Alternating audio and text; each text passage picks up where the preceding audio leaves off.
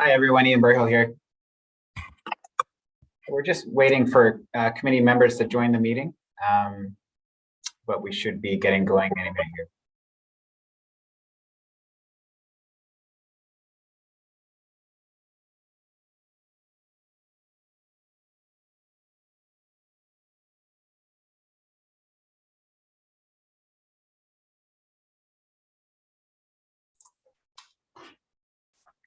Hi, Commission. So you are aware we are now streaming online live.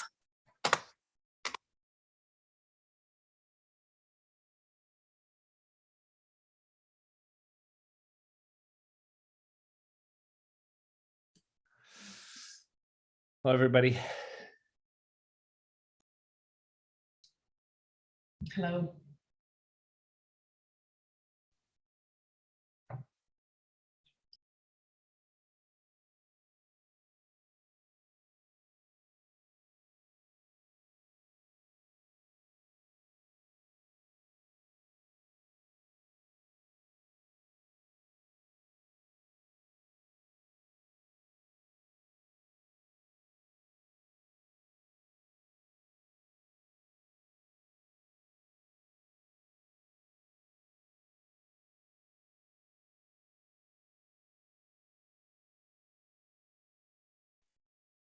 Hi, everyone. Just received an email from Chair Lindsay, so he's just having some technical difficulties logging in, so we're just give him 1 more minute to do so.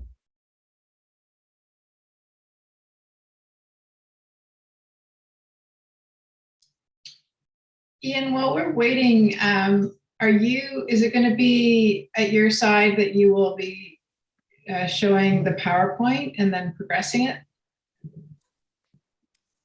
Maria, this is Becky here. Oh, hey, Becky. Hi. Yeah, I'm happy to do that for you if you'd like. Might be easier, just ensure the technology works. Yep, certainly. Just let me know when to switch slides. Okay, thank you.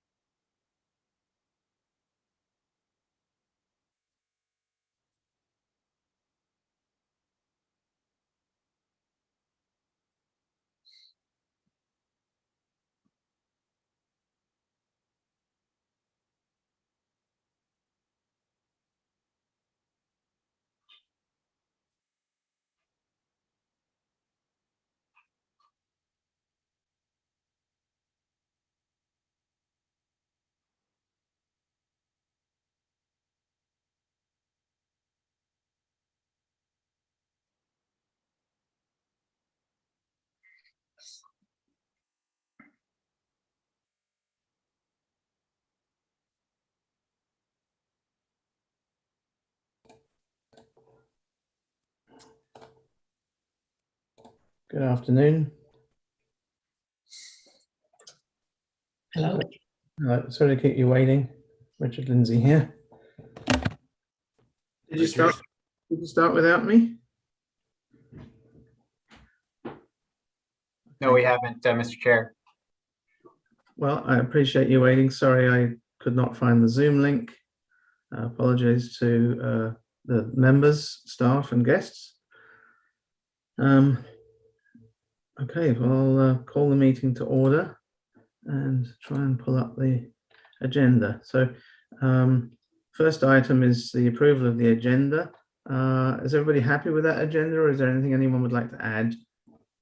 Mr. Chair. Yes. Hi, Ian here. Yes, I just wanted to note that there was an omission in the agenda. Staff did not include a agenda item that would allow the commission to elect a chair and vice chair, which the bylaw governing the Heritage Commission states happens at the first meeting of the year. I think because this was a special meeting, it got missed. So apologies for that. Certainly, if the commission would like to proceed with that vote at this meeting, those two votes for chair and vice chair, that would be fine. Or given that it's a special meeting, I think it would also be appropriate that we could set that up for the following meeting that we are expecting to have next month. Yeah, well, with the agreement of the members, I would propose to defer that item to another meeting. It looks like we're missing a few members. I don't see Ken, Jenny. Oh, there's Ken. You are there. Sorry, Ken. I don't see Jenny or Kate. So perhaps we'll just tag it onto the agenda of our next meeting. Does that work, Ian? Mm-hmm. Are you happy with that, members? Mm-hmm. Yeah. And Chair Lindsay, this is Becky. Jenny did confirm her attendance, but she's just going to be a little bit late. So she should be popping in 15 or so minutes. Great, thank you very much, Becky. Anything else on the agenda anyone wants to note? Then we'll approve the agenda as printed with the request that you add that item to the next agenda, please, Ian, Becky. Motion to approve the agenda, please. So moved. Thank you, Ken. And a second. So Jeff, Sandra, and Councillor Baxter, thank you. That's moved. Next item is adoption of the minutes of the October the 27th meeting. Any errors or omissions for those?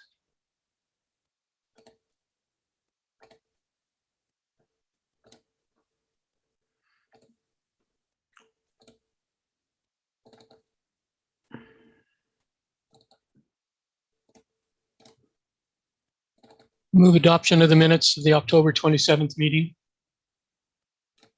Thank you, Ken. Second for that. Thank you, Councillor Baxter.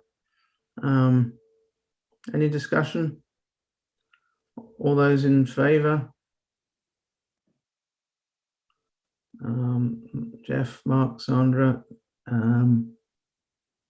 Great, thank you. That's anyone against? No, that's carried. The minutes are approved. Thank you. I'm having a bit of trouble toggling between screens here, so just bear with me. Just a question to the chair around protocol. Yes, please. As we're in a Zoom meeting, and this is my first with the commission, in making a motion or affirming a motion, do you want our hands to be raised physically as such, or do you wish to have them as part of the reactions button used on the Zoom platform? I'm happy with a combo. If you've got your video on and I see your hand, that's good. And if you have your video off and I see the raised virtual hand, that is good as well. And I would like to welcome you formally to the committee, Mark. I remember meeting you previously, and we're honoured to have you on this illustrious group. So thanks for joining us. I'm pleased to be here. Thank you. Mr. Chair. Yes, Ian. Sorry to interrupt. Normally at the opening of the meeting, as you know, we have the Territorial Acknowledgement. Oh, yes, thank you. Yes, I'd like to acknowledge that I certainly am meeting you virtually from the traditional territories of the Lekwungen speaking people, today represented by the Esquimalt and Songhees nations. And I recognize that probably most of you are working from a similar place. Anybody else like to recognize a territory from where they're working? I'm working I'll do that. I'm working from the traditional and unceded lands of the Coast Salish peoples, Tsleil-Waututh, Squamish, and Musqueam. Thank you, Maria. And Maria, of course, is a guest today and will be presenting one of the items later on. We're waiting with great interest for that. Okay, I'm going to flip back to the agenda. And the item 4, activity reports from members. So as we normally do here, just popcorn style, if any member wants to report any activity within the description of our mandate that might be relevant, this is the moment to do so. So raise your hand and I'll invite you to speak. Sandra. And then Mark. Welcome, Mark. I just want to let everybody know that the newest issue of What's in Sight magazine has just come out, which is the Royal BC Museum. I wrote an article for it on the event I organized last fall, which was Meet the Museum Day in Colwood. So if anybody's interested in reading about how that day went, it's in the new issue. Thank you, Sandra. And Mark, I think you had your hand up next. Yes, thanks. Just a point of clarification for the members of the commission. I have, and I'm working with a Songhees elder who is also seconded to work on behalf of the Songhees Nation with the Royal BC Museum. So I know that she's excited for me to be a part of this commission on behalf of the city of Colwood. And to that end, Tessametsa, which is the traditional home community or territory of the Lekwungen peoples, known as the Songhees and Esquimalt nations, Tessametsa or Chichen Itza, which is virtually the areas of Colwood up into and around Albert Head. And one of the direct descendants of that family is someone who I am honored to know and meet, and I've met his sister and his nephew, and they were present as our guests at the September 30th Orange Day commemorations down at the Royal Beach last fall. And as such, I've made 2 tours of the areas now around Esquimalt Lagoon with that family member, with a hope to bring more of his family out to begin more of a relevant history and understanding of that area to their family. So please report that to the commission when it's available. Thank you, Mark. That's very interesting. So you said Teacher Mitza was the family name, or is the family name, and did you have another pronunciation for it as well? As you can imagine, the Lekwungen language as it's spoken today is somewhat different than it was perhaps spoken 150 years ago. So meeting this gentleman, Mr. Warren, he refers to his great-grandmother as Tessametsa. That's how he knows her to be. She is the embodiment of their family. And as such, she was a child there at the time of the signing of the meeting of Douglas at Miigwech, Beacon Hill Park. And so as such, he refers to her, and as his family does, as Tessametsa. He's an interesting gentleman because both sides of his family, both maternal and paternal, represent both nations of Lekwungen peoples, both the Esquimalt and Songhees nations as well. So he's a very unique family, and they've represent the entire embodiment of the Lekwungen peoples. But he calls her Tessametsa, and I'm not going to argue with him. That's good to hear. That's very interesting. Thank you, Mark. Appreciate that input. And I saw Maria taking some notes there as well. That's good. Anybody else for the round table? I haven't seen you for ages, Ken. How are you doing? I'm doing very well, thank you, Richard, but a bit preoccupied with family matters for the last few months. Well, I wish you well with that. And I know in your day job you look after the Craigflower Schoolhouse, and I just walked by there the other day. It's looking quite spectacular. Thank you for the Hallmark Society's stewardship of that building. Anybody else like to contribute at this point? Otherwise, I have something I can add. Hey, Jenny, welcome. Just doing the round table of members' activities since the last meeting. I'll just chip in with a Coal Island update. The province, through the BC 150 Time Immemorial Program, has allocated $320,000 to the repairs to Shell stores, the Shell stores on Coal Island. So new roofing, solar panels, electrical stuff to make it more commodious as classrooms for doing conservation training. So that'll be happening throughout the year. The wharf has just been restored. The old powder wharf has been restored, and a flagpole will be going up and a davit will be going in the next few months. So you can see those actually from the 6 Mile Bridge. And these are all things that are all helping to make the island more accessible and easier to maintain. Any other updates?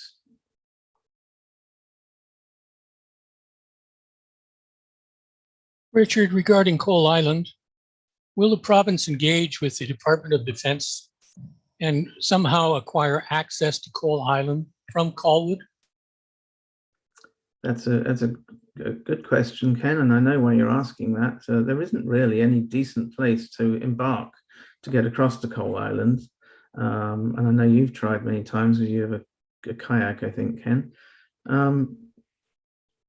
Yeah, it's certainly something that I would love the city to consider is waterfront access, because the DND lands come almost up to Patterson Point, and that's almost opposite Coal Island. There's a development happening at the very edge of View Royal on Hart Road, and it would be great if part of that development could include access to the waterfront with some interpretation for Coal Island. But of course, that's your neighbouring municipality. But I don't know, what do you talk? This is a question for Ian, I guess. Do you talk to the town of View Royal about boundary opportunities like that? Thanks for that question, Mr. Chair.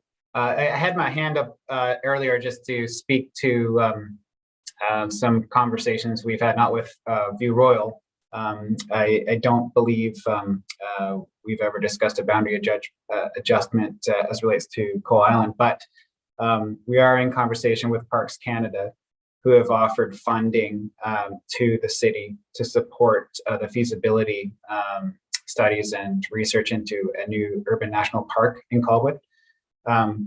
So on Monday night, council just authorized us to enter into such an agreement. So staff right now are working with Parks Canada staff to identify projects, one of which could be an access study to find how a future urban park centered around Fort Rod Hill could be best accessed by the public and access points improved. So in that vein, we could potentially look at Coal Island as one of the sites that would be considered in that. Not to say that it's being considered as part of the National Urban Park, but it certainly is, I think, within that area, and it would behoove us to include.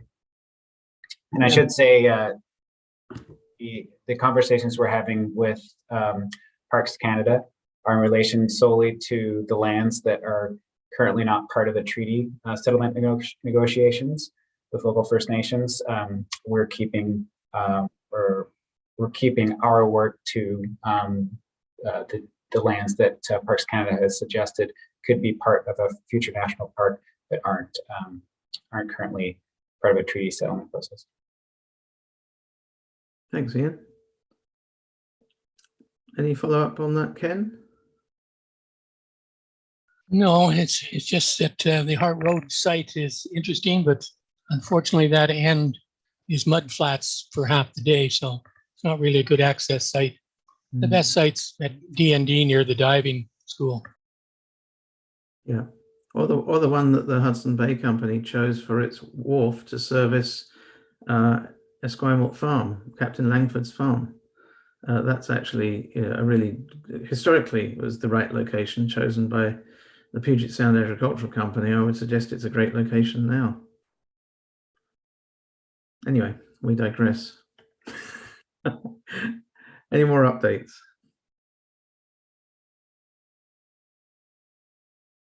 I can provide one, although not Colwood specific. It might be of interest to Greater Victoria.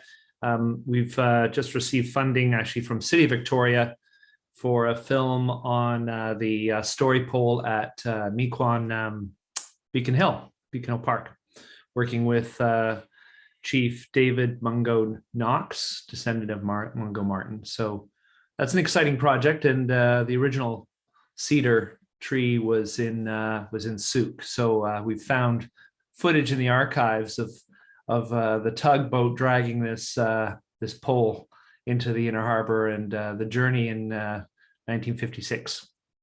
So just as a general interest, and there's of course a war memorial connection to this pole. So that's how it ties in with the work of Royal Roads and the War Heritage Research Initiative. So just a quick update on that.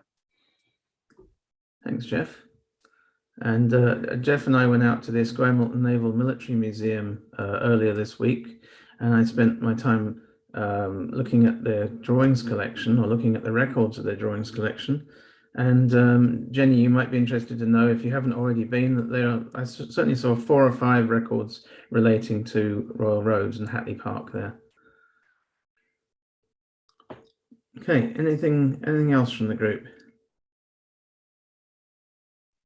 Unrelated to Colwood, but the Hallmark Society recently received an original deed, and I mean the original paper, for the transfer of property next to the schoolhouse from the Puget Sound Agricultural Society to Thomas Russell, who was Kenneth Mackenzie's brother-in-law. And we got original deeds from 1861 right up to the 1940s from an heir to the property. And they've now been sent to the Saanich Archives for safekeeping. So nice handwritten original deed. Oh, fascinating. Thank you, Ken. This is the property where the middle school sits now, is it?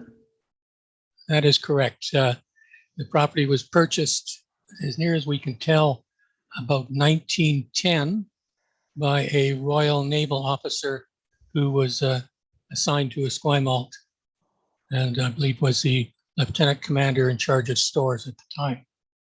Oh, interesting.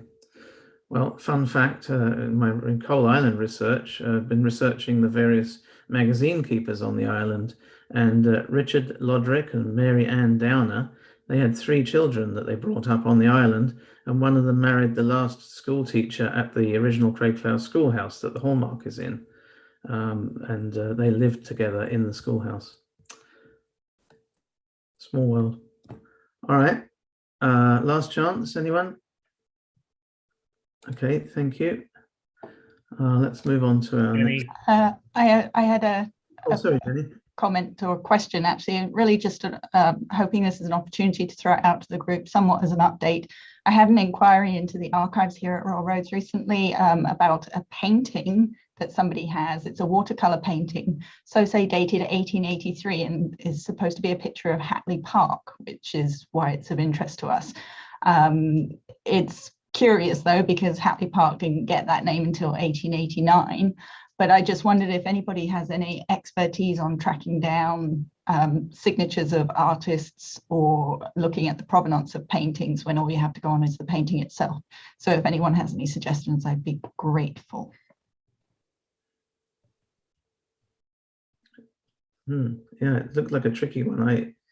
My capacity for research is a bit limited at the moment because I've got a problem with my eyes, but I had a quick look, and I didn't come up with anything more than you'd already established, Jenny. The only thing I could think of was it was Hatley Park in Cambridgeshire, perhaps. It did look very Canadian though. It did, didn't it? And very local. Yeah. Anyway, I'd be willing to share the pictures with anybody who's interested in following up on that.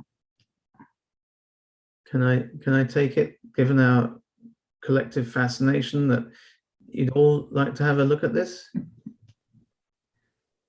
Yes, Okay, I'm seeing some nods. Well, if you wouldn't mind, Jenny, you could just share the picture, see if anyone comes up with anything. It's fascinating.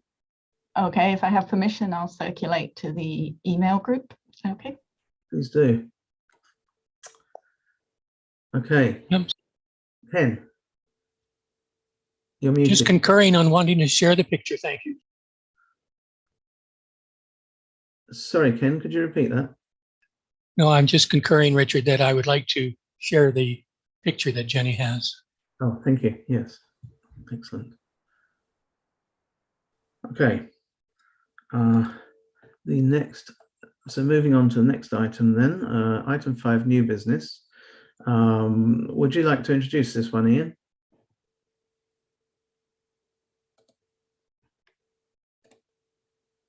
Certainly. Thanks, Mr. Chair. So today we have Maria Stanborough and her project team members who are working on our heritage strategy development project. We're providing a mid-project update for the commission. Any comments that you make at the meeting today will be taken in consideration and brought forward with these materials to the next Colwood Council meeting that's scheduled for February 28th. So with that, I'd like Mr. Chair for our guest to be given the floor. Please welcome, Maria. Okay, great, thank you. And I'll just start right into the presentation.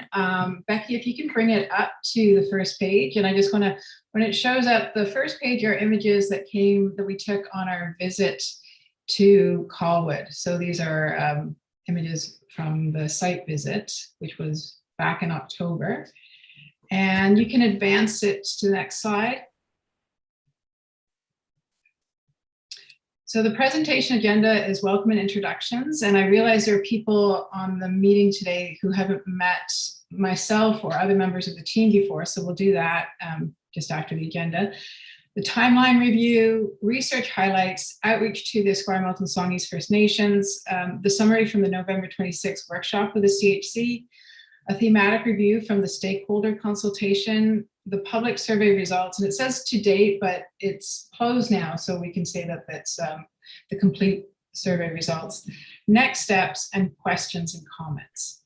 So I'm going to move to the welcome and introductions to start with. So my name is Maria Stanborough. I'm the principal consultant of C&S Planning Group, and we've been retained with Lees & Associates to create the heritage strategy, the first ever for Colwood. Previously, Eileen Finn was our person from Lees & Associates, and she took a position elsewhere. So now Lila Zeppelin is taking over in her position, as well as Rebecca Anderson.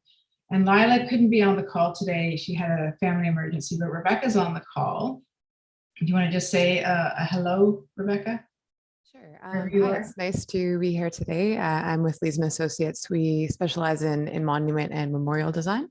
We're looking forward to contributing on this project. Thanks. And is there anyone else with you from Lees today? Yes, we have Elizabeth Lang as well. Okay. Welcome, Rebecca and Elizabeth. Okay, and then Amy Liebenberg is a graduate student at UBC. She's an intern. Her areas are arts, culture, and history and heritage. And so she's joining my team. She's with me Monday, Tuesdays, and Wednesdays, so you won't meet her today. And I also want to do a quick introduction with Gwen Bridge. So a number of you will have met her at the meeting before. Gwen Bridge is acting in an advisory role for the project, and she is an expert with Indigenous, non-Indigenous government relations. And she has told me that she has to skip out early, change a family routine. And I don't know if she's still here. Are you still? Yep.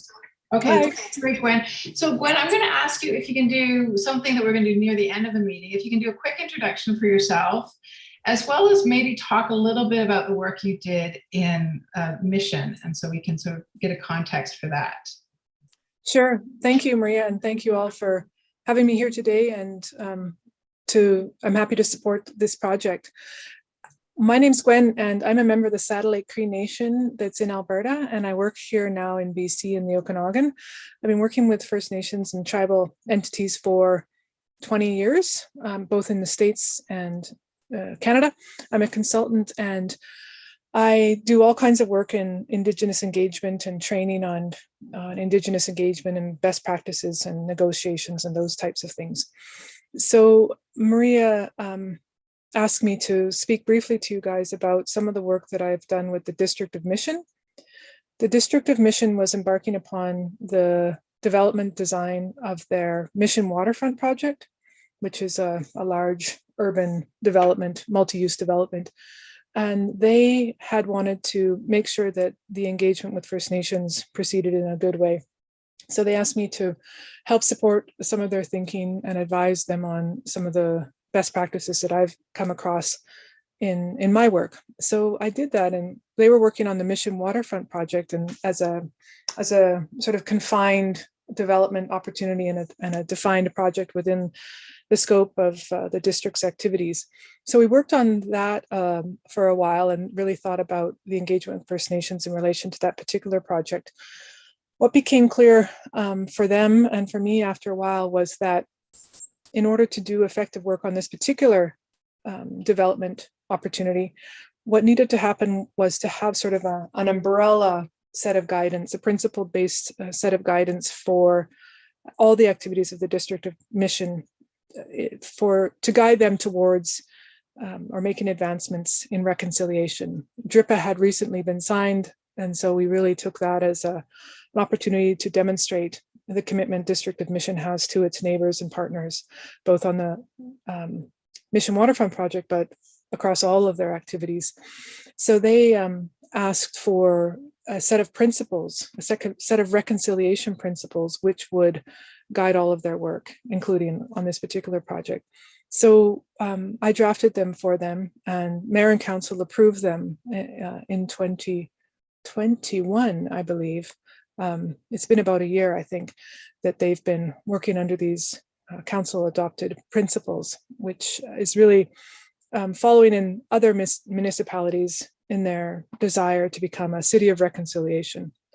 So I'm not sure, Maria, how much you want me to go into it. I could share those principles quickly. There's, I think, 9 of them, if people are interested in getting a sort of overview sense of the direction District of Mission took.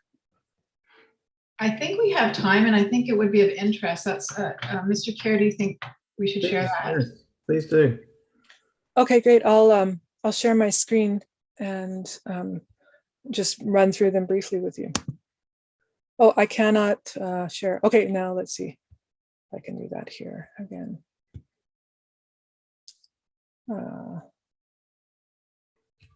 Okay, just going to quickly go here.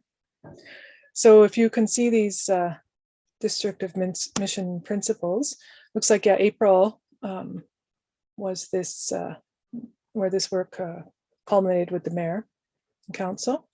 So basically this introduction is just sort of why First Nations want to do this, or if district wants to do this. First Nations have been here forever, and we got to be consistent with our legal imperatives through UNDRIP and DRIPA, as well as our moral imperatives to create more justice in society and economic reconciliation.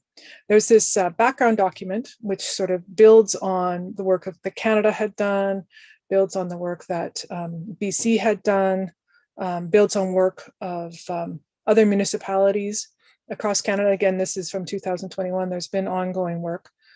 Builds on this Truth and Reconciliation Commission calls to action.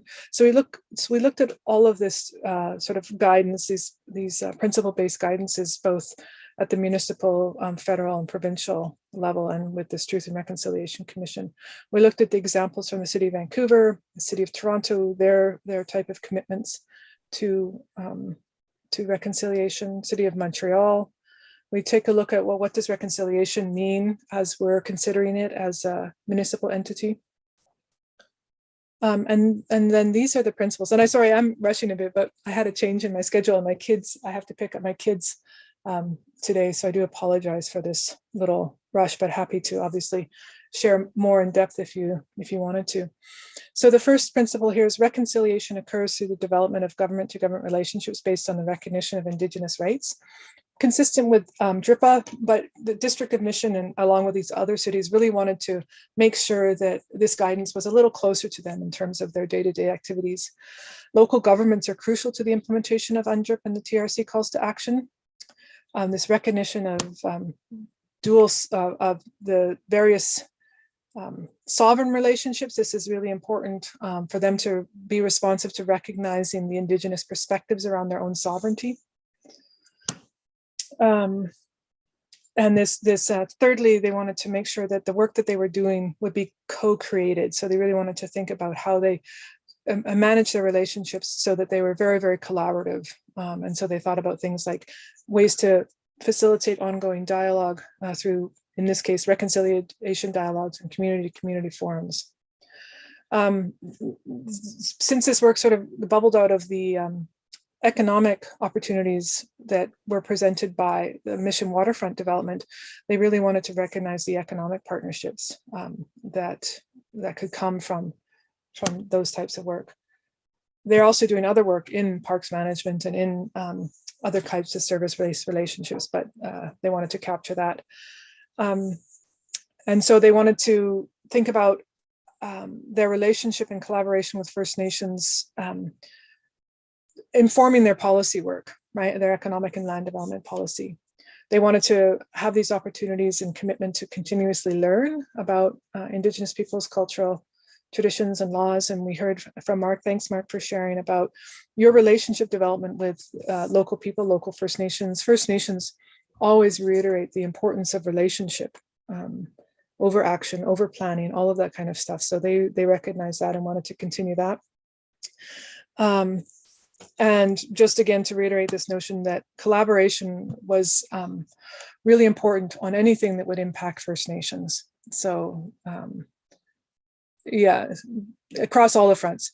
And then what I just mentioned, that these relationships and developing the relationships which really are the embodiment of reconciliation do take time, and they're committing to doing that.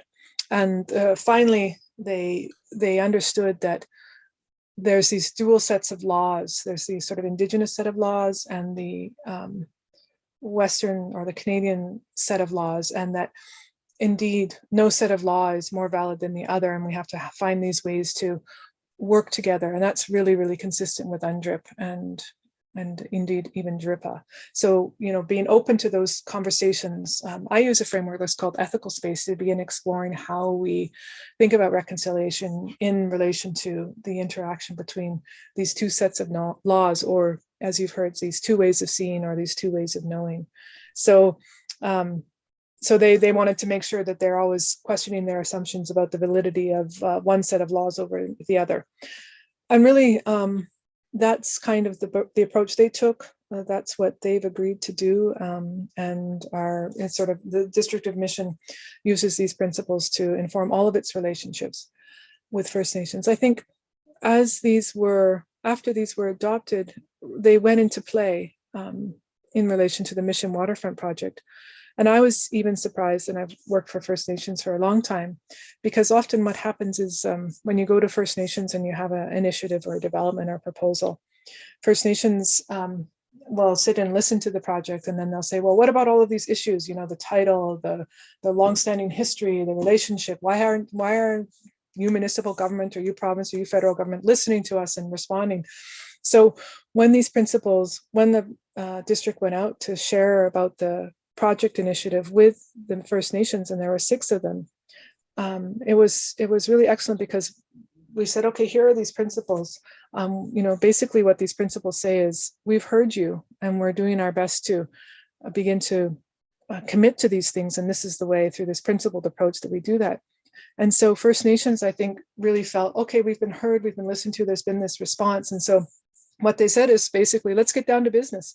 So even for me, it was like, this really demonstrates that commitment to transparency, to building reconciliation and advancing reconciliation, and having listened to First Nations. And so it created a lot of efficiency at the front end of that relationship. So that's kind of the summary of where those things are at. And there was just some other recommendations about endorsing UNDRIP and these principles, and affirming the calls to action, and then developing some strategic components that would support this kind of thing. And then indeed some of the things for making sure that knowledge is cultivated within the District of Mission. So that's a summary. I'll stop sharing, and if there's any quick questions, I can maybe take one, but then I do have to run, and I do apologize for the quickness of this presentation. Well, thank you, Gwen. Very interesting approach. Maria, did you intend us to ask questions of Gwen now before she goes, or Yeah, if she has time for one or two quick questions, and then what would be great is if you have more questions, we can collect those and look at that as we develop the strategy as well. Okay, so obviously this is a particular aspect of the strategy, sort of focused on reconciliation. Are there any questions for Gwen before she goes?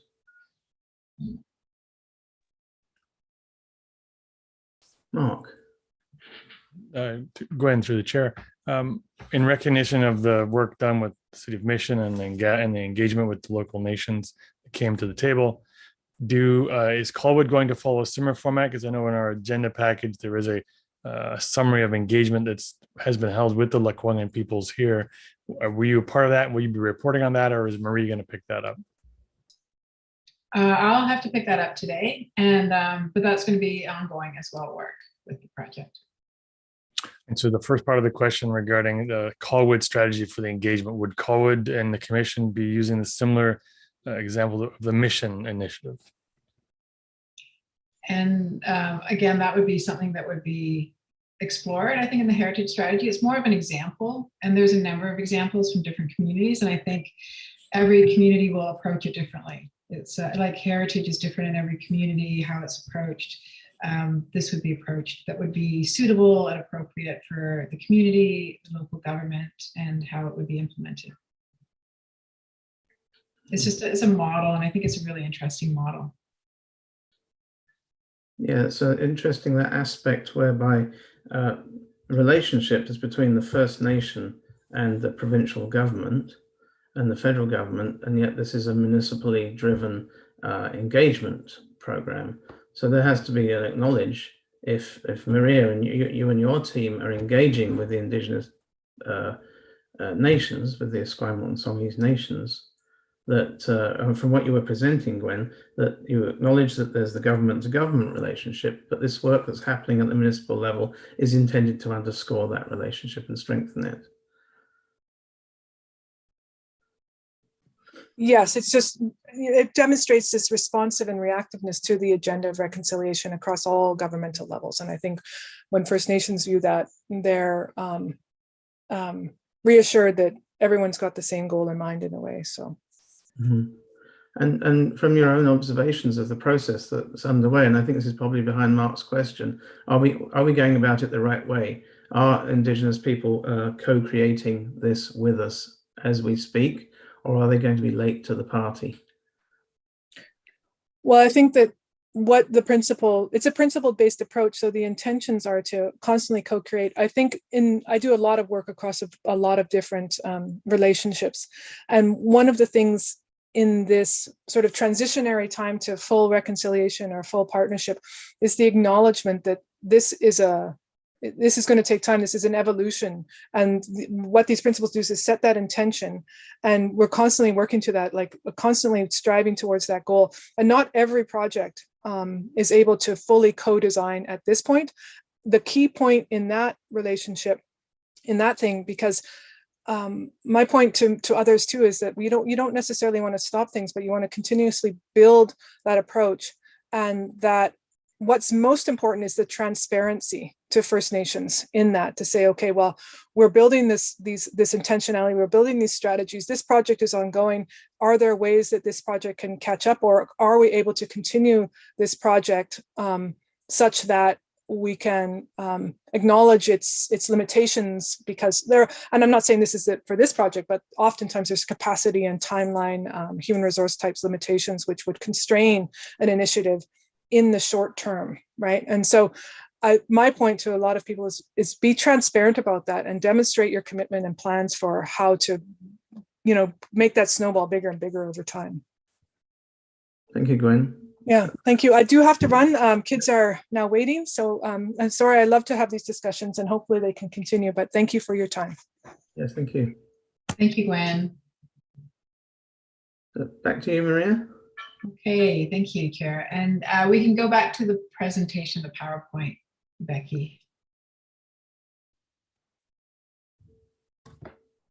So you'll see that the final slide has reference to what Gwen talked about, but so it's just an opportunity really that we're looking at with the heritage strategy is developing a formal relationship, whether it's principles or an MOU or however it would work for Colwood. So can we get the presentation, Becky? There we go. Okay, and you can forward it to the next slide. So we are doing a mid-project review, and this is where we are. How did we get here? Well, everything up until now has been a lot of research, and we're going to be talking about that, presenting that today. And it's really, I think it's a very solid culmination of information, of all sorts of types of information. And as Ian mentioned at the beginning, we will be presenting as well a shortened version of this to Council on the 28th, on the evening of 28th, and starting to draft the heritage strategy with your input today, with any feedback from Council. Ideally, the way we were looking at this project completing, we did have a little bit of a slowdown at the beginning, but we're looking at having it complete by the end of April. And so that's our next steps are really the heritage strategy, drafting it, getting feedback from the community, feedback from you, feedback from Council, and the final strategy. So we can go to the next slide. So in terms of the work that we did a lot of research into the background. These are some of the documents we looked at. The Terror of the Coast is not necessarily specific to Colwood or even applicable directly to Colwood, but it really talks about the militarization of the waterfront and the experience of First Nations in a way that hasn't necessarily been captured elsewhere. So it was an interesting read. In terms of, we can go to the next slide again. Research highlights, so we looked at a lot of the city's documents, the OCP, Parks Master Plan, Waterfront Stewardship Plan, which was in draft when we looked at it, the Economic Development Strategy, and the Heritage Inventory with the WSP update in 2021, all that very useful information background, existing designations, and then we looked at examples from other local governments. These are some of them. It's also been supplemented since then with Richmond, New Westminster, and Surrey as well. So in terms of, we can go to the next slide, and some of the research highlights, and this is what I thought was just actually kind of thrilling, was that there's very good policy currently in city documents. So for example, in the OCP and the development permit guidelines sections, I like to go to the sections where they really talk about land and administering applications and that. And under section 19.3, one of the submission requirements is that submitted plans require plans indicating archaeological and heritage elements. That is a really great piece of policy to put in a heritage strategy. It's already adopted and accepted by council, which is fantastic. What the heritage strategy can do is articulate how do we identify those heritage elements through maybe statements of significance for properties on a heritage register, that sort of thing.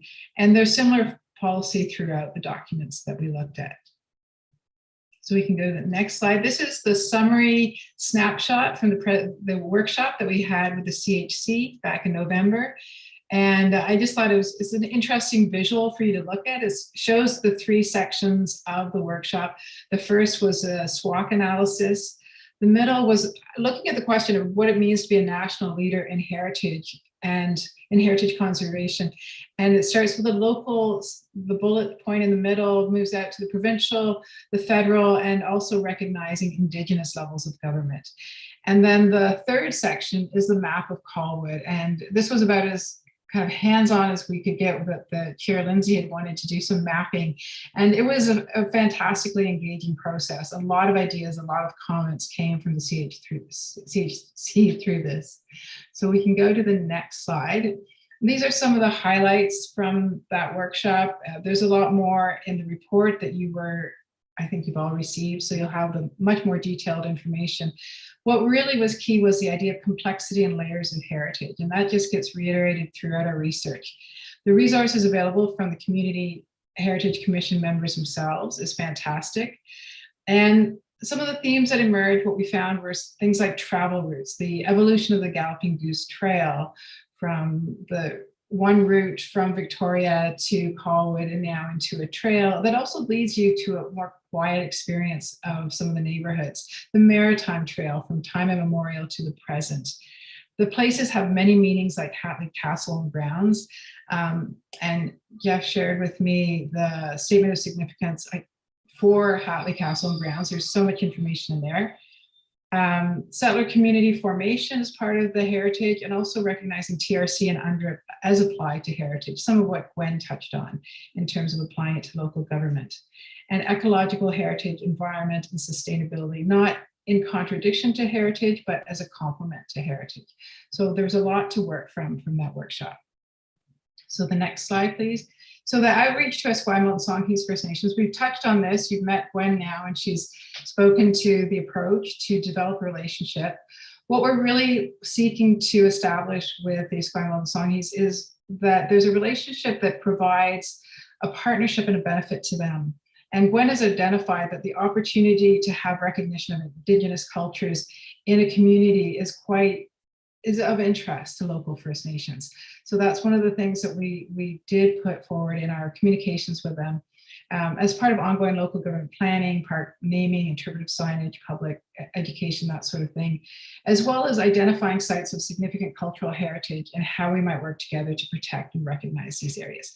So we are very much at the beginning of setting up these relationships, of trying to develop a first dialogue with the two First Nations. So I think to Chair Lindsay's question, this is very much at the beginning stage, and this will be an ongoing process throughout. When the heritage strategy is complete, it will be ongoing as heritage strategy is implemented. So the next slide, please.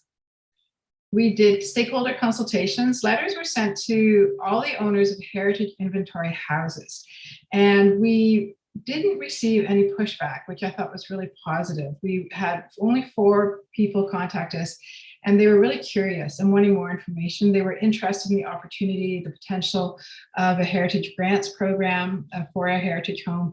And the 4 who contacted us were all very proud of their homes and wanting to share that, which I thought was a very positive amount of feedback. And we also interviewed 12 stakeholder organizations. A number of you were part of those interviews.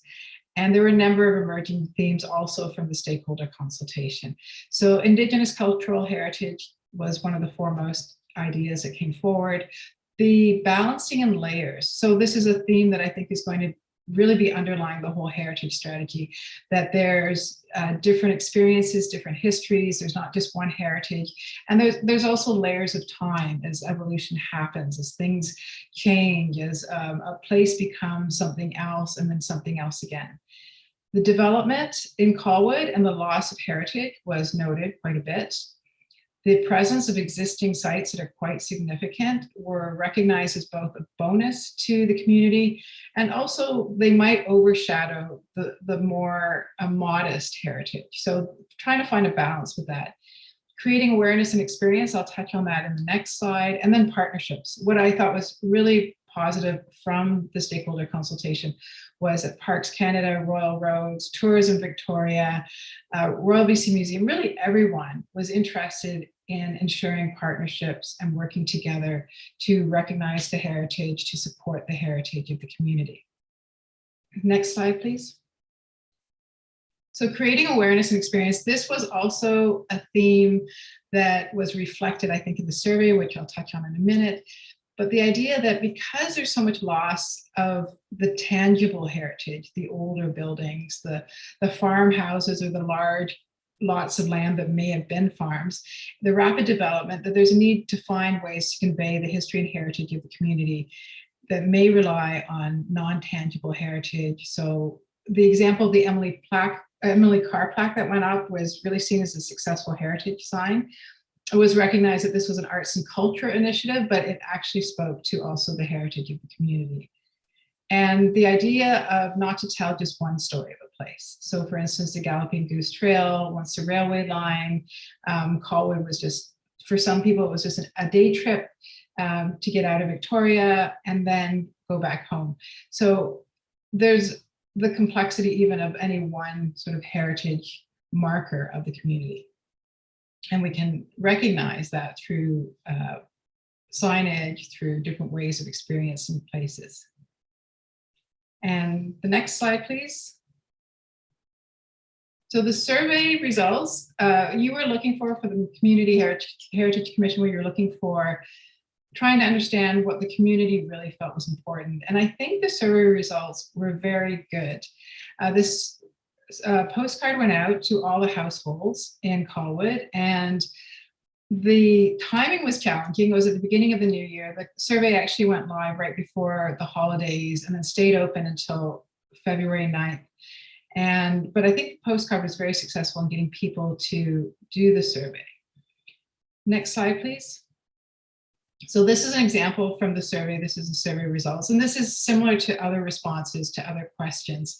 And I thought it was a good snapshot of what we were hearing from the community. So a total of 88 people completed the survey. There was one that completed after this presentation was complete. So out of those 88 people, 68 identified that the lands that are traditionally and currently used by the local First Nations for spiritual or cultural practice was a significant site to be recognized. And following that was places that are linked to an important person in Colwood or First Nations history. So that, I would say, is tends to be the more traditional approach towards heritage, that we identify a dominant presence in the heritage, in the history, and recognize where they lived or something like that. So this is really, I think, I see it as a shift in how people are looking at heritage. Agricultural scored very high, which I thought was interesting, as well as military and community and culture.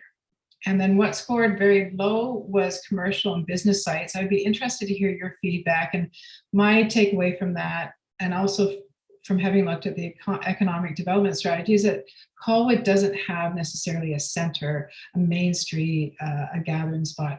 So commercial and business sites aren't really well recognized in the community. So they're not really understood as there's a place to go to that sort of forms community for Colwood in that way. Maria, can I ask a question? Yes, you may. Under what category would you have recorded observations about Colwood's industrial or industrial heritage, say? Yeah. We didn't add that to this particular question, and that's a great question. It would have been under other, and I don't know that anything was identified as another opportunity. As mentioned in another slide, about half of the respondents identified a place that they would want to be considered for heritage recognition, and there may be more in that list. I see. Okay, thank you. Good question. This is such an interesting piece of information in itself. And how do you want to interpret this? And I ask that question just from the perspective of if the people of Colwood see certain areas that they wish to emphasize, do we emphasize those? And if there are other areas that are maybe less popular, how do we address those? So is it forgetting them, or is it about profiling them? How do we assess what's important? Right, that's a really interesting question. And I think that goes to the balance and layers. Right now, as far as I can tell right now, and hopefully I'm not speaking out of turn or out of line, but from the heritage inventory, the majority of those sites are homes, the residential homes. And what we're seeing in something like this is that, well, there's interest in that, but it's not the same as other places. So I think what we'd be looking at is really balancing that and trying to make sure that within the overall strategy, if there's a heritage register that goes forward, that we start capturing other places as well. And my sense from the survey responses, and again, it's a small portion of the population, it's obviously a portion that are interested in this, but they were engaged in really wanting to recognize heritage and see what's here. And I think it feeds into a bigger idea of placemaking and creating an identity for Colwood in this way through heritage recognition. And so I think it just offers an opportunity to look to balance and to see what that could mean. And for instance, one of the things that came up with a conversation with the Parks Canada for Fort Rod Hill is they felt that they were quite isolated and they would like to have connectivity to other parts.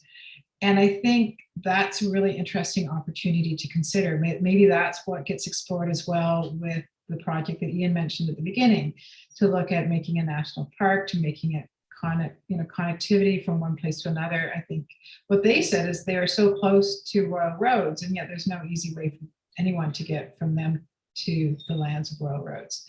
So that would be my take on it. Mark, you've got your hand up. You're muted. Thank you, Chair. It's a question for Marie. So just to define the number 59 in the situation, places are linked to an important person in Colwood's First Nations history. So is that Colwood's and First Nations history, or is that, how do I interpret that line? Just there's my understanding is it's both, because we're taking the identity of First Nations as, and Colwood is a colonial creation, and so there are those people who are from within the colonial creation, and also people from First Nations who don't necessarily identify with that. So for their heritage, it could be pre-contact heritage that we don't necessarily know. I know Ian has brought up that one of the signers of the Douglas Treaty is a woman, a First Nations woman, and that would be interesting to highlight and to share that sort of information. That's how I understood it. It's really both. Okay, thank you.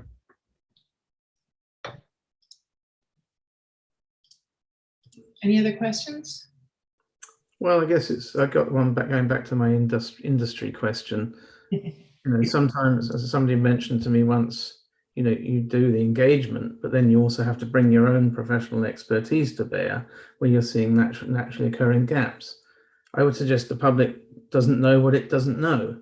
And there seems to be an entire cultural landscape based on industry in Colwood that's missing from this public engagement driven analysis here.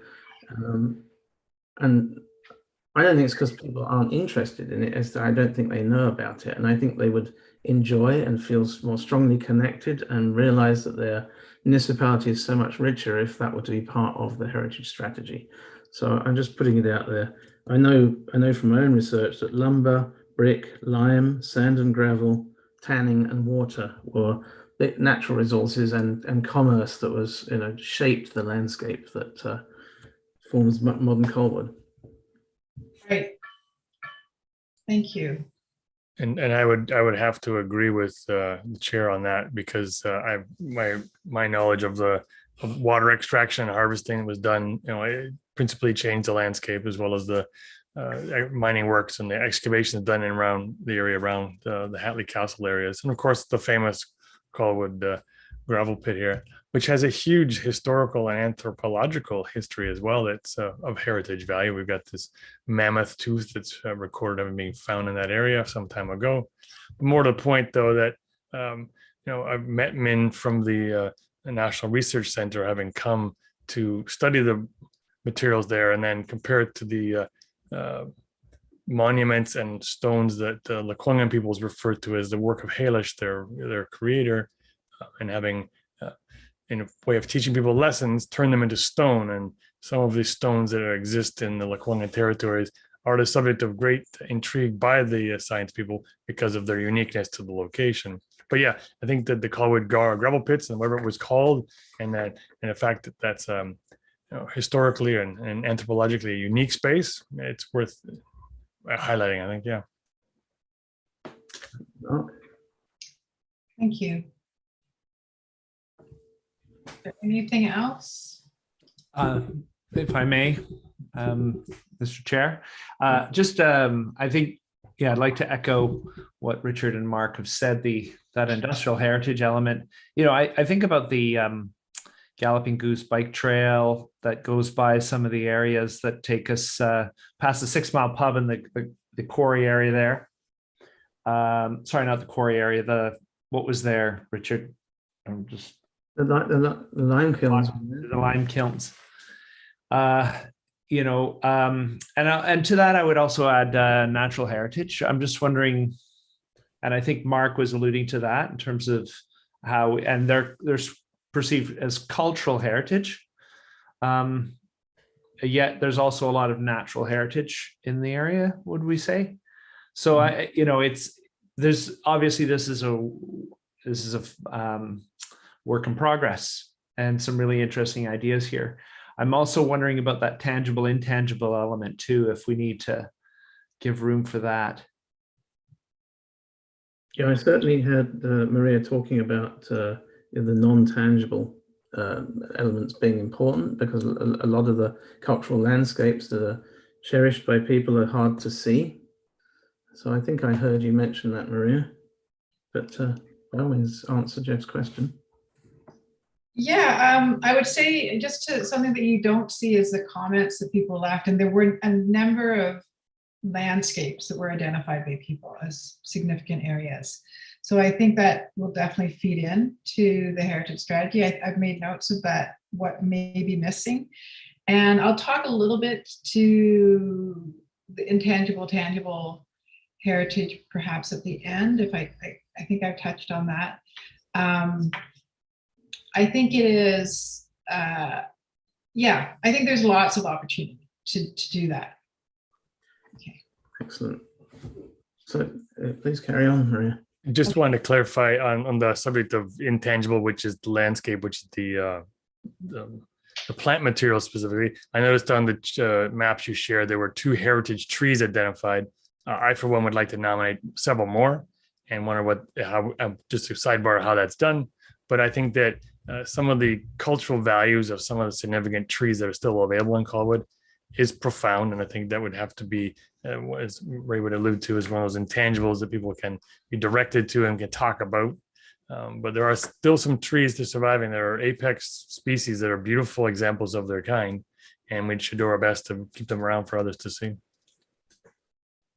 Okay, thank you, Mark. So shout out there for industrial and natural heritage, Maria. Okay, I just want to highlight too that Lees and Associates are a partner on this project, and they're all landscape architects. They have expertise in that. And when we did the site visit, with Eileen and I did, that was one of the things she kept stopping and pointing to. So in terms of the legislation, natural landscapes that do not have any reference to human interaction are difficult to recognize through heritage, but in talking with staff at the City of Colwood, there's an interest in looking at within the urban forest. I think they have an urban forest strategy or something like that to identify those trees as well.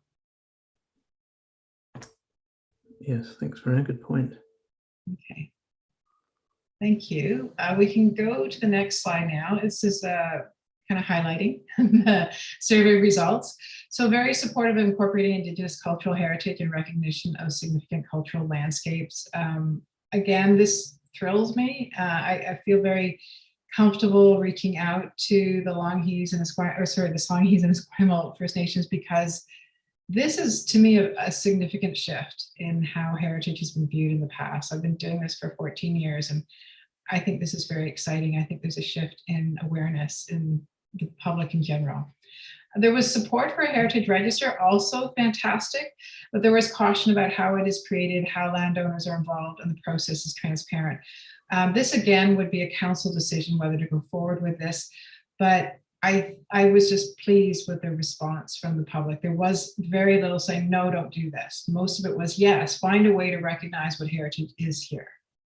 So 45 of the 87, now 88 respondents indicated a location they would like to see recognized. Again, I thought this was a very significant number of people responding. So they're looking around their community and saying, yeah, this, this, and this. So places from the houses on Wishart Avenue or Street, the stone houses, people, that was very popular. The community center, someone mentioned something on the top of Triangle Mountain that I don't know. Like, oh, okay, I'm going to definitely learn through this process. So there was a lot of interest that way. The recognition that commercial and business locations were low, agricultural, military were important. And then we'll add to that natural and industrial. And we did ask in another question, eras, because heritage tends to be looked at in eras. And so sites 1920 and earlier were the most popular, although 33 of the respondents indicated all eras up to 1980.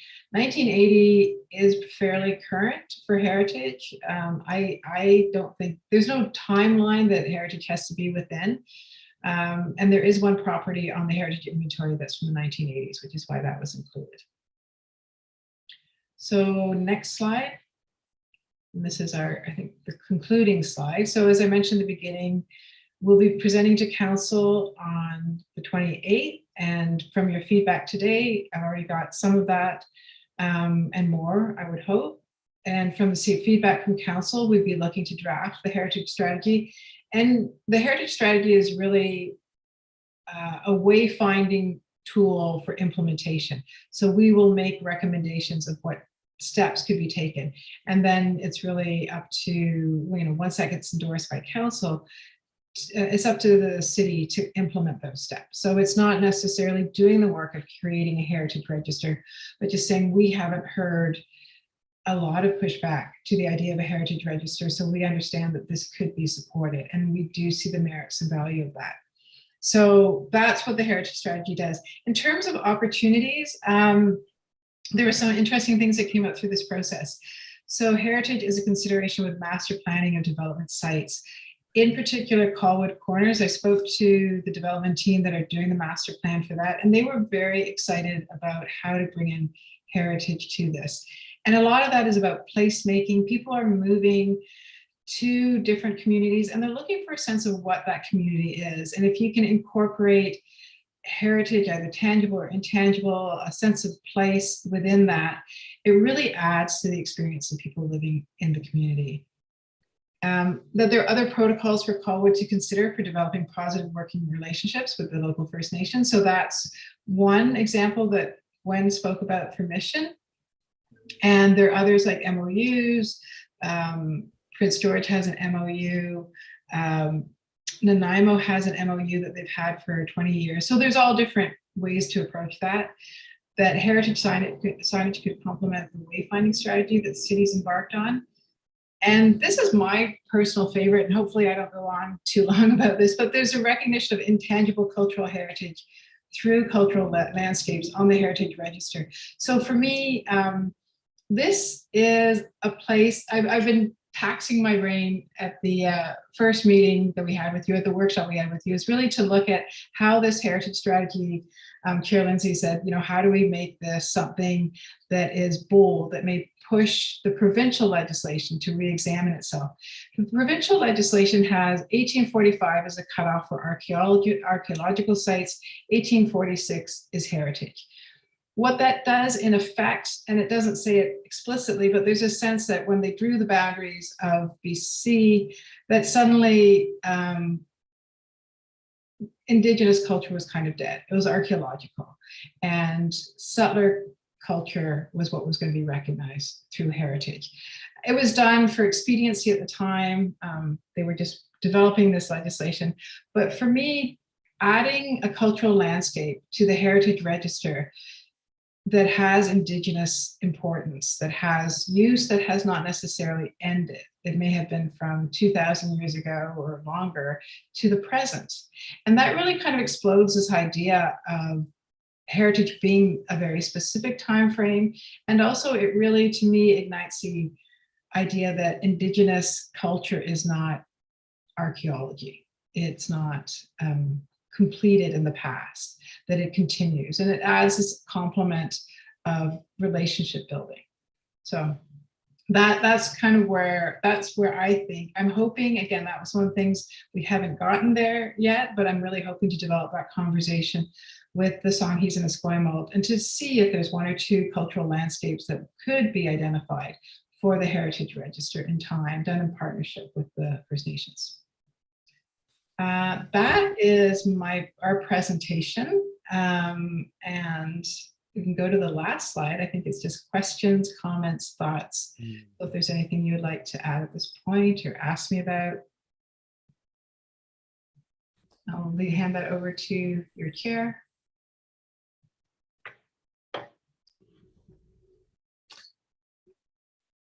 Mr. Chair, I have a question, if I may.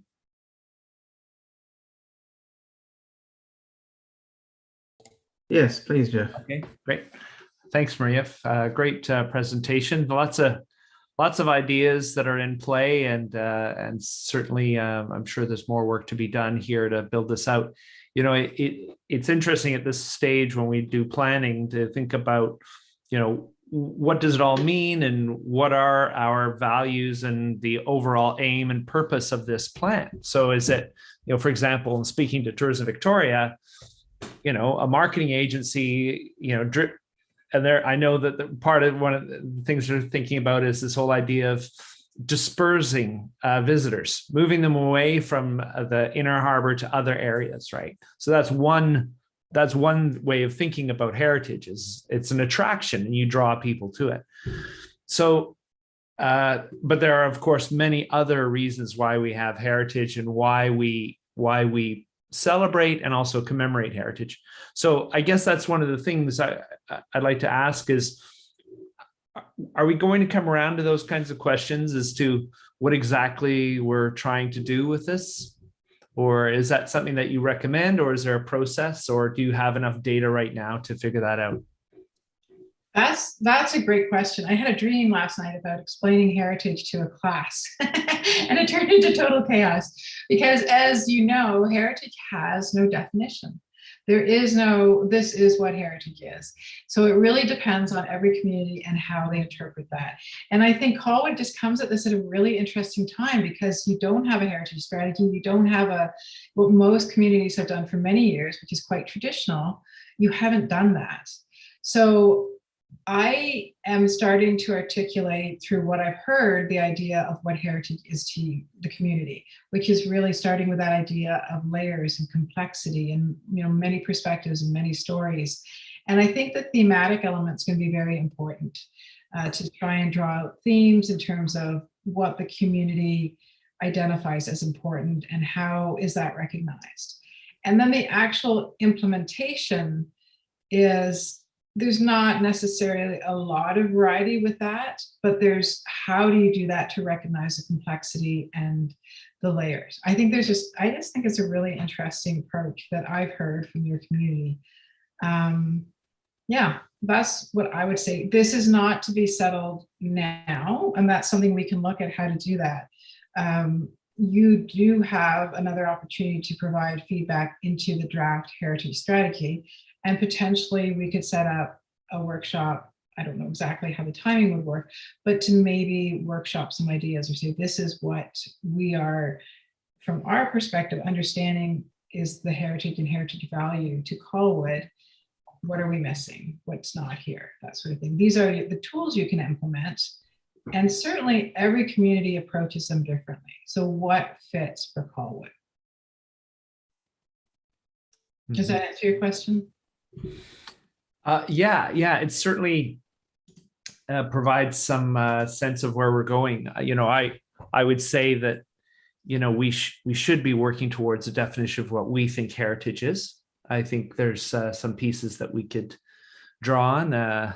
You know, I know a number of us are working in this field and might want to offer what that might be.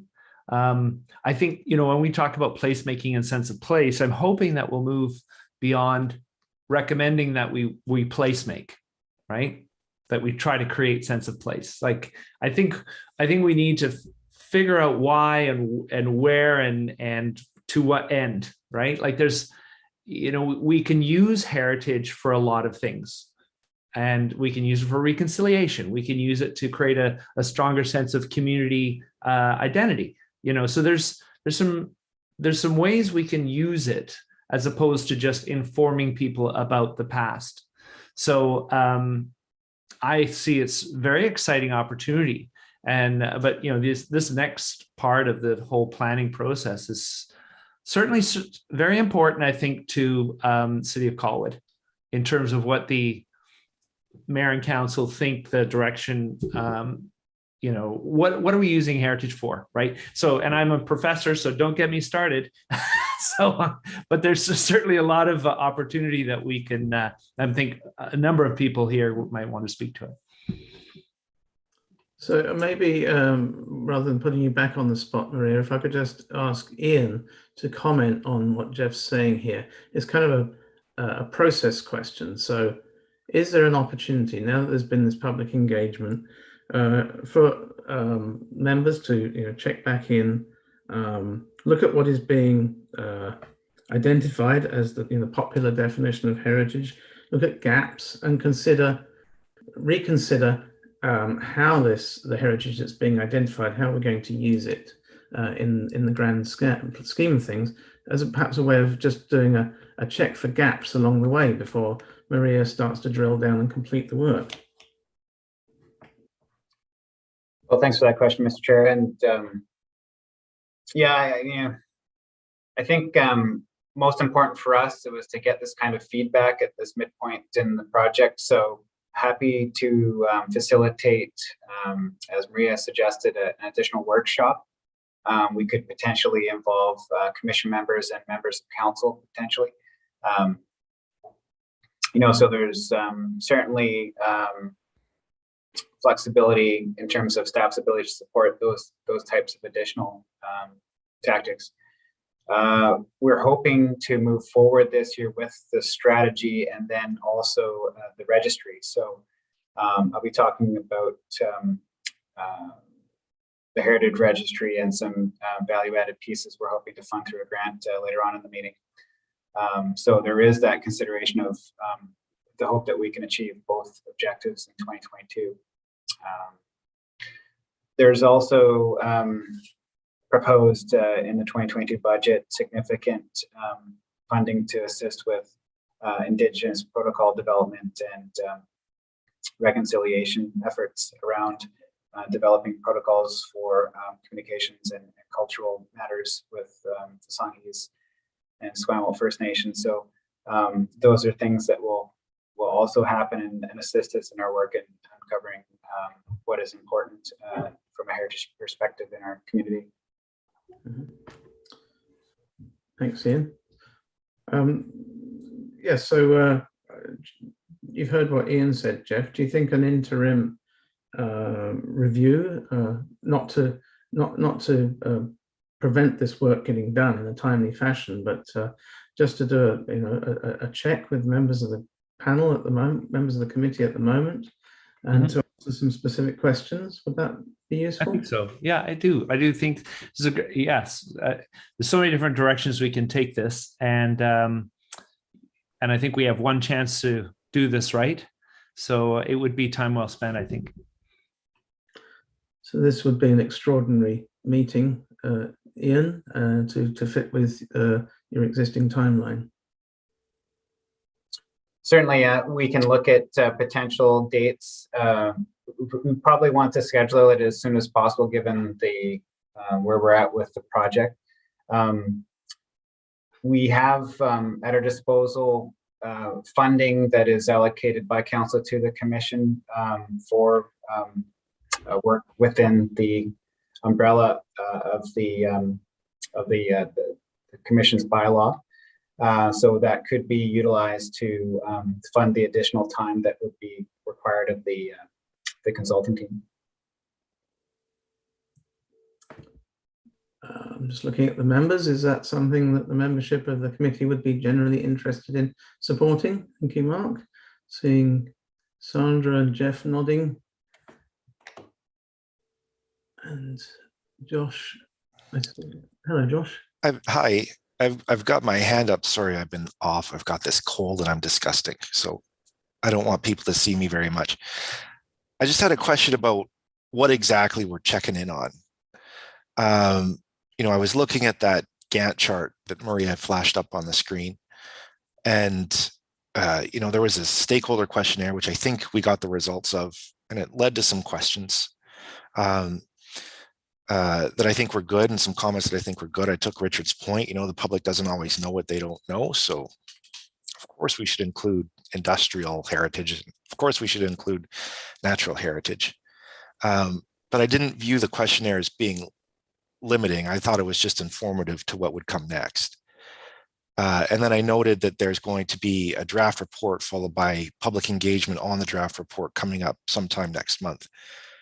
I just wanted to be clear on what it is that we are going to be, or that we're asking to have input on. Are we asking to have input prior to drafting the report, or are we asking to see what would go out to public engagement and have comment on that?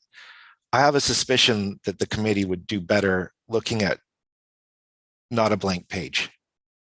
I have a suspicion that we would like to see the draft report that goes out to public engagement, but just do it that before it goes to public engagement. Is that what we're looking for? Well, that's a good observation, Josh. Are we jumping in too soon, or is this the right moment to jump in? Would anyone else care to answer Josh's question? Mark.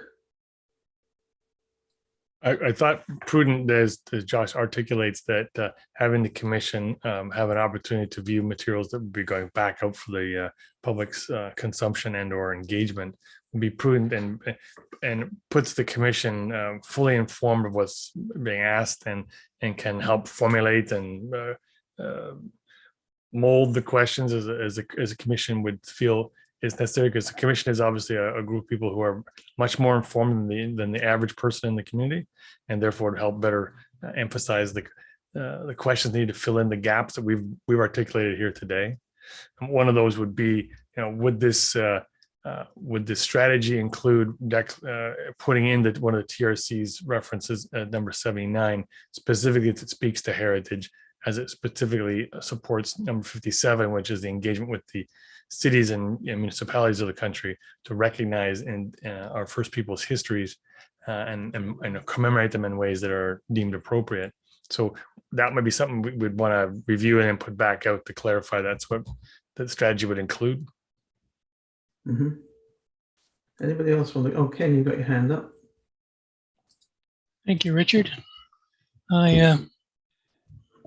First off, I do object to the fact that we have a date like 1846 being the archaeology and 1846 being history that forward. It's all human history from the very beginning until some future date when possibly it will end with COVID, 89 or whatever the number might be. At any rate, we should be recognizing that this is human history and there is no start date, there is no end date.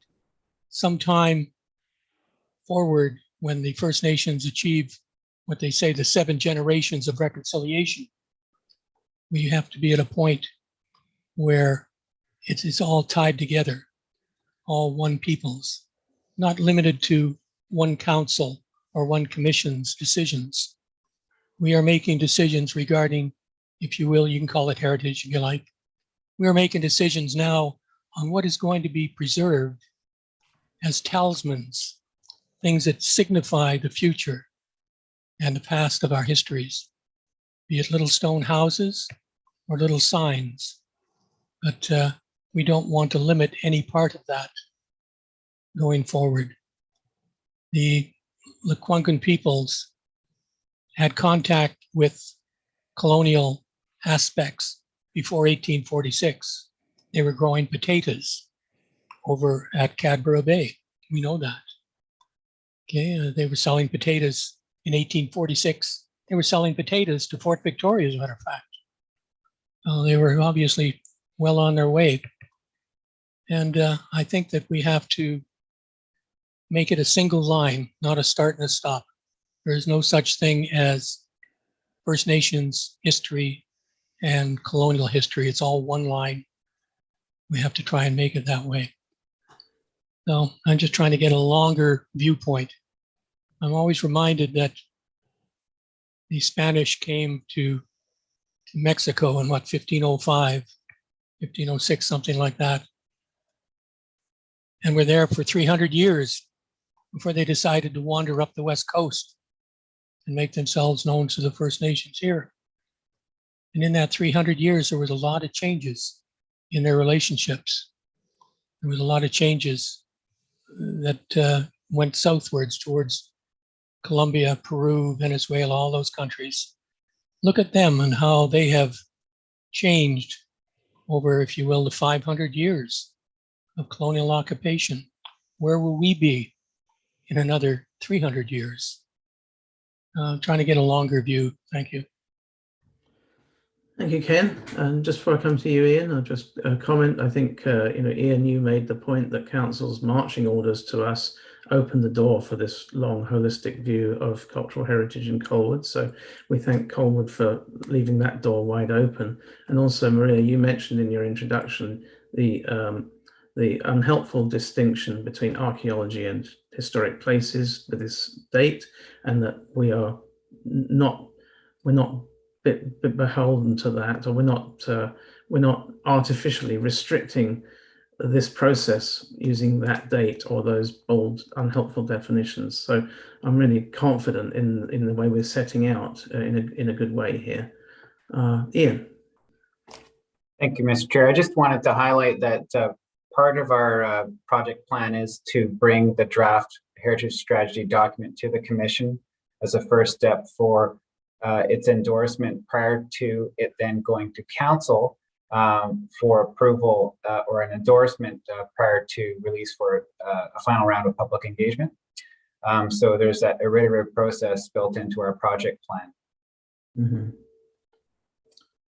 Okay, so I appreciate Josh's question. I'm still a little bit confused as to when the perfect moment for the committee to dip into this would be.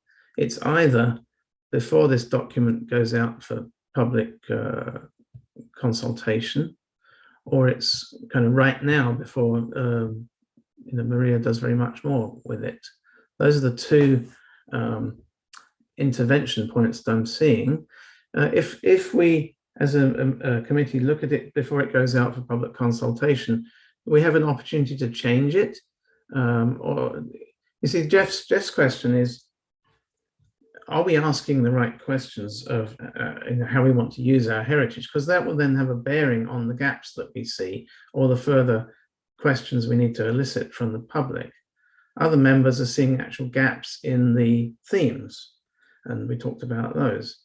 So when is the optimum moment? Perhaps this is for you, Maria. When is the perfect moment for the membership to have that discussion?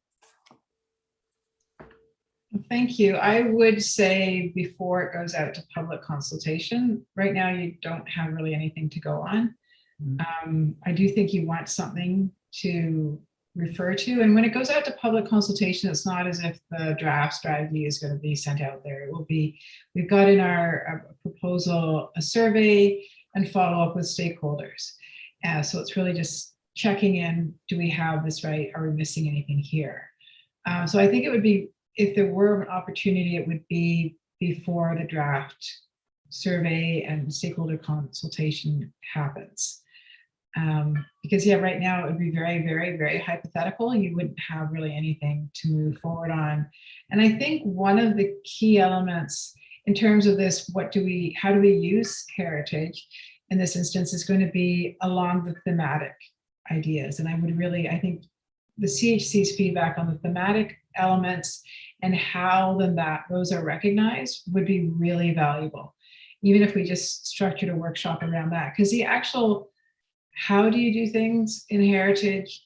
Again, the legislation has some restrictions on that, and those aren't necessarily shifting. But what is really key? Like, have we got it right? Is there anything that we're missing? Are there pieces that you think are missing? And at this point, honestly, you really don't have anything to really dive into. All right. So, Josh, does that answer your question, that we'll review it at that point before it goes out for community engagement? Yeah, it does. And I think that makes the most sense to me as well. Like I said earlier, we've got this survey that went out that provides some information, some direction, but Maria and her team are experts in this stuff. And I'm sure with the feedback you've gotten from this group, you can fill in the gaps quite a bit. And if there's any more that are left once you've done your work, then we can do our best to help fill those in as well, or localize it or what have you. I also do really appreciate, Maria, your comments about defining heritage. And I would love to see the strategy do that up front. I would like to be very, very clear about what it is we're trying to protect, or trying to educate people about, or trying to celebrate, or trying to put process around if you are going to change it for our community. Because, I haven't read the provincial legislation. I don't care if it's binding. I don't think that we really have to be beholden to it. Ian and others from the city of Colwood may have other ideas around that, but I think that we have an opportunity to do something different. Thank you, Josh. I completely agree. Okay, are you still in your presentation, Maria? Are you still working through it? No, presentation's done. We're at the thoughts, comments, questions stage for it. Right, thank you. Good. Okay, any other comments from Maria?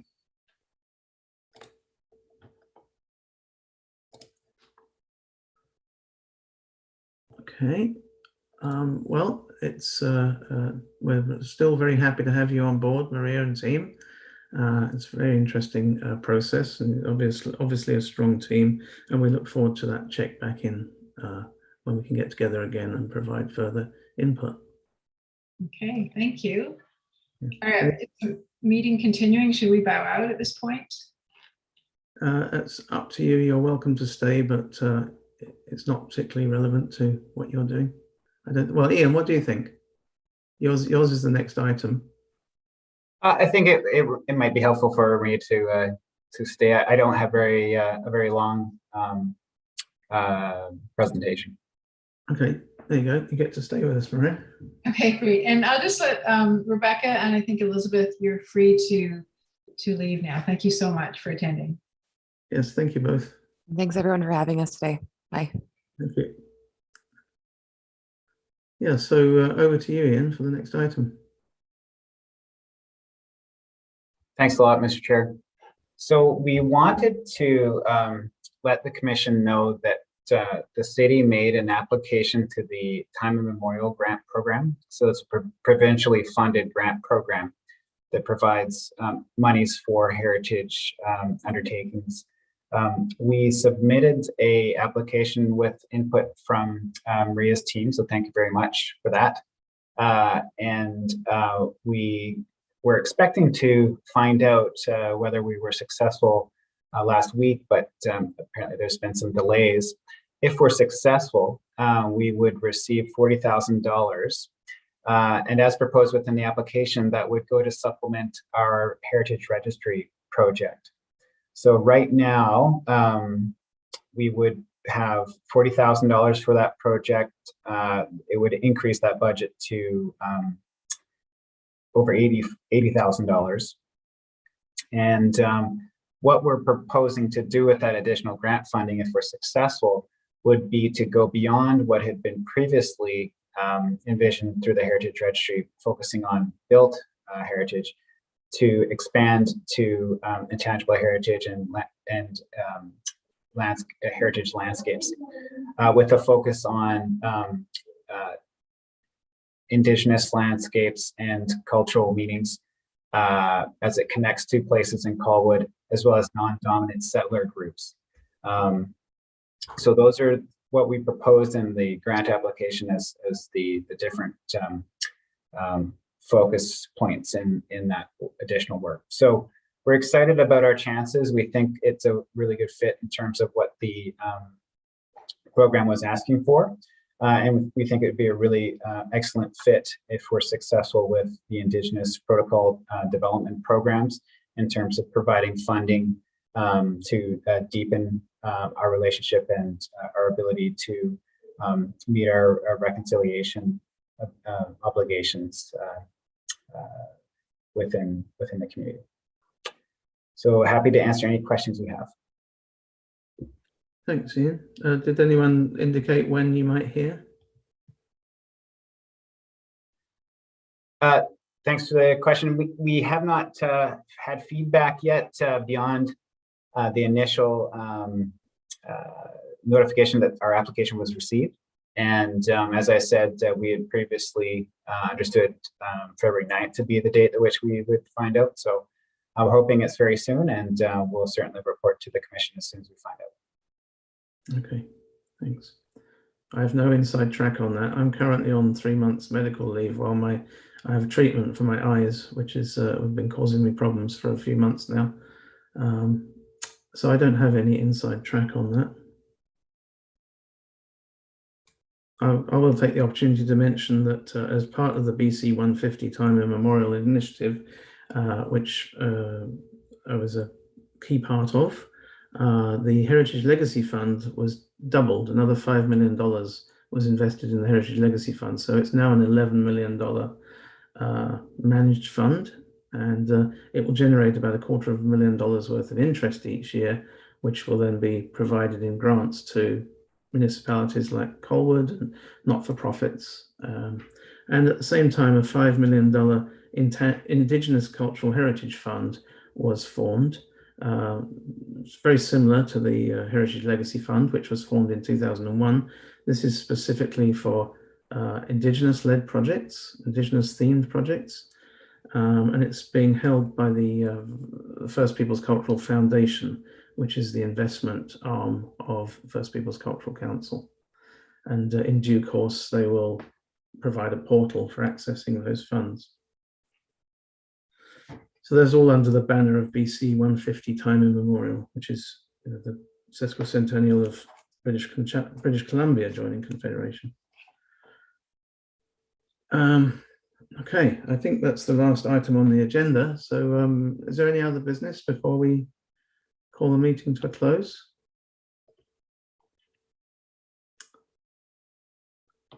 Not hearing anything. I want to thank our guests, and I think it's just Maria that's left. Thank you, Maria. We're looking forward to seeing the fruits of your labours, and thanks for this update. I look forward to seeing you all at the next meeting. It looks like we're going to be given the task of identifying a chair and a vice chair next time around, so please have a think about that going forward. Sandra wants to talk.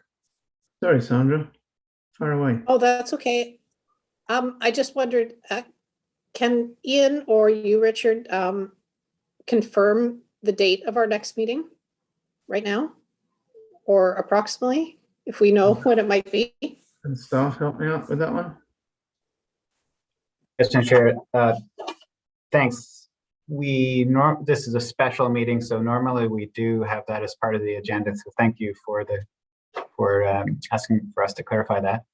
We have the next. I just looked on the agenda and didn't see it. So. Yeah. So right now, the regularly scheduled Heritage Commission meeting would be at 2 p.m. on March 10th. Okay. And we'll send out an email confirming availability and whatnot in due course. Okay, thanks. Did we get apologies from Kate for this meeting? Ian, do we know why Kate wasn't here? I have not received apologies from Kate. It may have been received by another member of the team. I know she's moved on to another position within Parks Canada. Okay. Yeah. All right, just wondered if anyone had heard. And so Mark, you've joined us. That's great. Were there any other new members that are going to join us? Ian?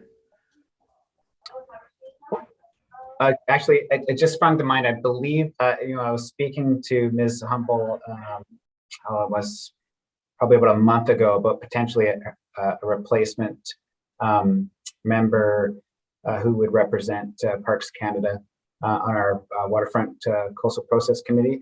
It may also be the case for her position on the Heritage Commission. So I'll check in with her on that and report back. But no, congratulations to everyone here at this meeting on your reappointment, and thank you for Mr. Salter joining as a volunteer member of our commission. It's an honor to get to work with you all, and I'm looking forward to the year ahead. Thanks very much, Ian. Maria. Thank you, Maria. I'm waving goodbye. Thank you so much for having me. All right, everyone. Thanks very much. Motion to call the meeting to a close. Thank you, Jenny. Okay, that's a wrap. Thanks very much, everybody. Thanks, bye all. Take care. Be safe. Thanks, everybody. Bye. All right. Thank you, Richard. Thanks, Ken.